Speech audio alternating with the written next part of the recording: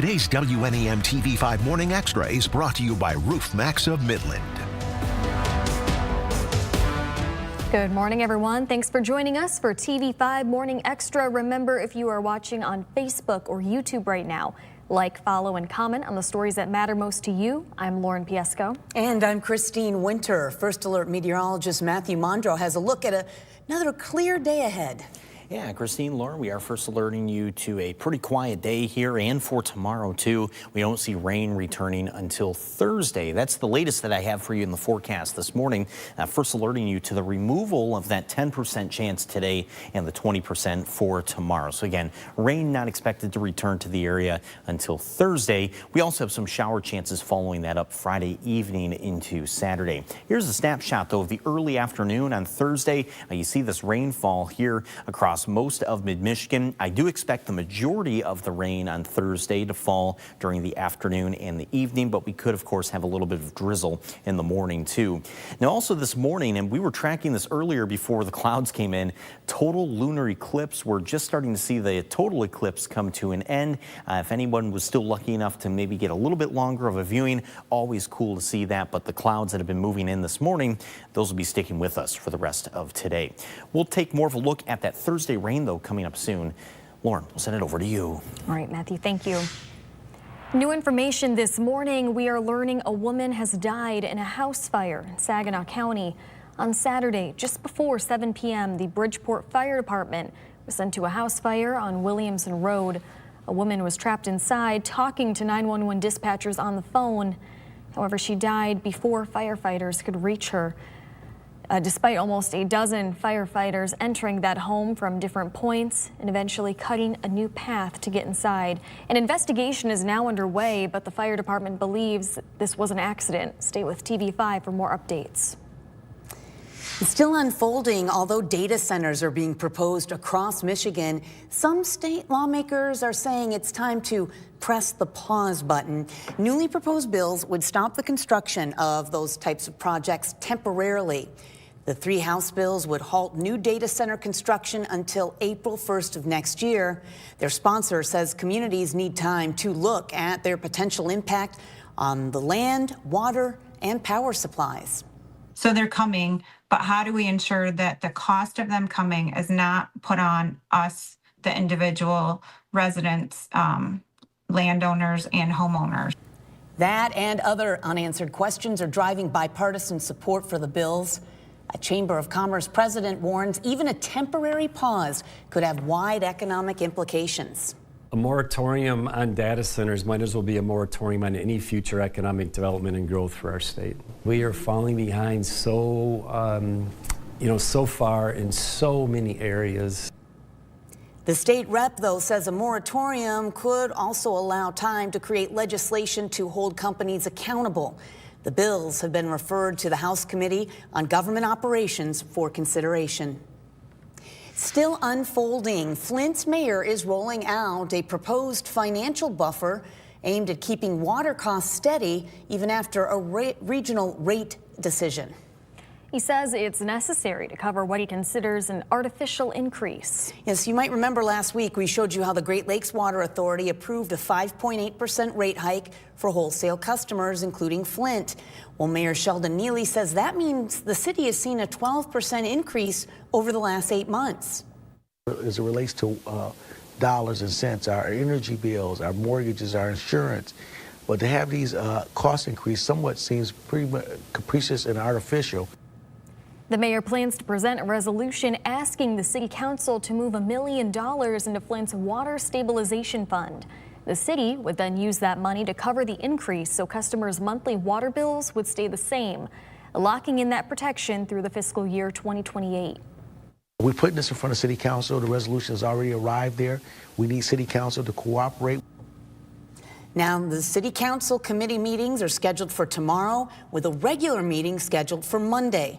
The plan would also continue Flint's free water filter program for 2 years after state funding ends. In Tuscola County, a family and their bus have been relocated off of private property and onto city property in Vassar.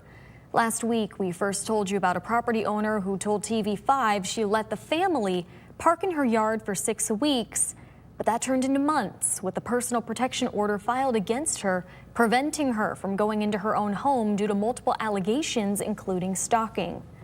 Vassar's police chief and interim city manager Ben Giles say a local church stepped up to help the family. It ordered parts to get the bus running and also arranged for a mechanic to donate his time to fix it.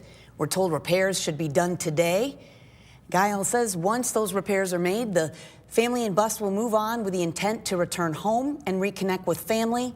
He says that allowing the vehicle on city property does not expose the city to liability since the city is insured for situations like this. Happening today, a Saginaw County man who killed his father, a local business owner, is up for parole. Marvin Jackson was convicted of second-degree murder in 2004 in the death of Roosevelt Jackson and sentenced to life in prison. Prosecutors say Marvin shot and stabbed his dad in 2003 during an argument. Today, a member of the Michigan Parole Board will hold a hearing to consider his parole. That begins at 1 o'clock this afternoon. Stay with TV5 for updates. All right, you're watching TV5 Morning Extra. We're going to take a very quick break. But when we come back, Midland Township's new fire department. We're going to take a look at the plans for that station and how much the new facility will cost to build. And if you are watching us on YouTube or Facebook or maybe watching a clip on Instagram, we'd love for you to like, follow, and comment on the stories that are most important to your family. Matthew's back with your first alert forecast in just a few seconds.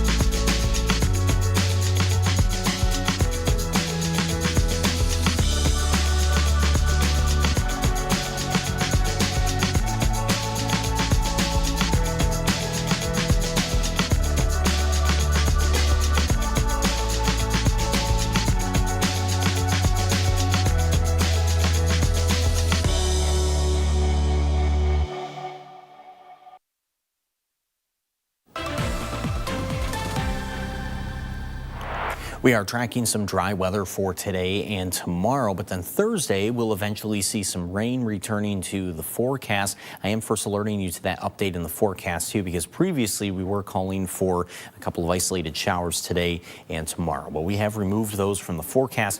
Overall, if you're looking to get some salt off the car, Thursday is going to be the next day that rain returns. So until then, if you're looking to maybe get the car washed though, today and tomorrow should be nice for it. And I will say today too, the car wash should be able to last through tomorrow too.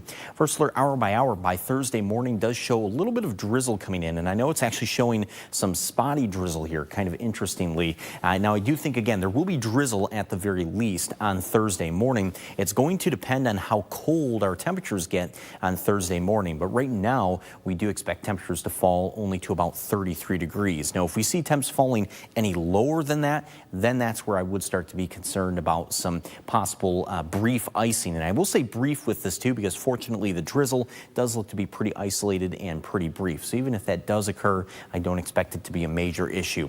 By the afternoon and going into the evening though, just plenty of rain will be falling across the TV5 area. So we do expect some scattered rain for Thursday, and that should be able to bring about a quarter to a half of an inch of rainfall with it. Some areas like Saginaw or Merrill or Breckenridge, even towards Elma and Ithaca, likely to see the most rain out of this system. Again, these are more of some early numbers with this too, but again, this is going to be at least a decent rain for some of us on Thursday. In the meantime, we have dry weather for today. Mostly cloudy skies, should reach up to about 41 this afternoon. Not quite as cold this morning compared to yesterday, because yesterday we had low teens and even some single digits. Most of us starting off in the low 20s this morning. First alert 7-day forecast does have a high of 50 for tomorrow and partly cloudy skies. Also worth noting today and tomorrow a calm wind. So overall, just very quiet for today and tomorrow before that rain comes in on Thursday. The rain does take us back down to about 41 degrees, but then we return to 55 on Friday. More 50s, even some 60s in the forecast during the upcoming weekend. So Saturday, we do have 61 there. I think that'll only be for a couple of hours during the afternoon. But overall, it is going to be unseasonably warm as we head into the weekend. And also, don't forget the time change will spring forward 1 hour on Saturday night. All right, new this morning, the Midland Township Fire Department is sharing details about its plans for a new station. I want to give you a look at that from social media, posting these renderings of the new building on Poseyville Road. Pumford Construction was selected to build it. Construction is scheduled to start next month. Now, at a meeting back in December, the Township Board approved the build proposal in the amount of $2.6 million. The department says the project is an important investment in the safety, readiness, and long-term resilience of the community. New this morning, it is officially scooping season at Michigan Cream and Sugar. The local ice cream shop has expanded its list of signature flavors to 16 and will feature 8 limited edition flavors on a rotating basis. Both the Basie location on Uptown Drive and the Saginaw location on South Hamilton Street will be open today at 2 o'clock. Happening today, registration opens for the Chippewa Nature Center's Nature Day Camp. You can choose from several activities for ages 3 through 17, and the camp days run for multiple sessions from June until early August. Sign up by going to hot links at WNEM.com. And we are just a month away now from the start of baseball season. Single game tickets are now on sale for the Great Lakes Saloons. Tickets start at just $12 for lawn seats. Opening day is Friday, April 3rd, when the Loons welcome the Fort Wayne Tin Caps to Dow Diamond. First pitch is scheduled for 6:05. To order your tickets, go to the hot link section of WNEM.com. And happening tomorrow, the Sage Library in Bay City has something new for adults. It's Food for Thought, which the library calls a relaxed and engaging program of learning and exploring new topics. And during this month's session, TV5's chief meteorologist Chris Easlick will teach the basics of weather and talk about what it's like to be a meteorologist. You do have to register, and you can do so as well at hot links of WNEM.com. I'll tell you what, it's always so good. Our meteorologists do such a great job at teaching people of all ages about weather and how it works, so you definitely don't want to miss that. Yeah. Yeah, we always like doing school visits too. Yes. It's always good to, it's always good to know about the weather. I agree. So, yeah. I agree. And today's weather's not bad. Yeah, very quiet day. Not quite as sunny as yesterday was, but we'll still have just a calm wind. Highs up to about 41 this afternoon. We have 50 tomorrow with a partly cloudy sky, and then some rain will return by Thursday. And then towards the end of the week, Friday night into Saturday, we have some more rain there as well. But I really still think the big story here for the rest of the week are these temperatures. Every single day, at least for the foreseeable future, we have warmer than normal temps for early March. So hard to believe it's March too, but warming up a bit. Looking forward to it. Well, Matthew, thank you for those updates, and thanks for joining us for TV5 Morning Extra. We'll see you right back here at 9.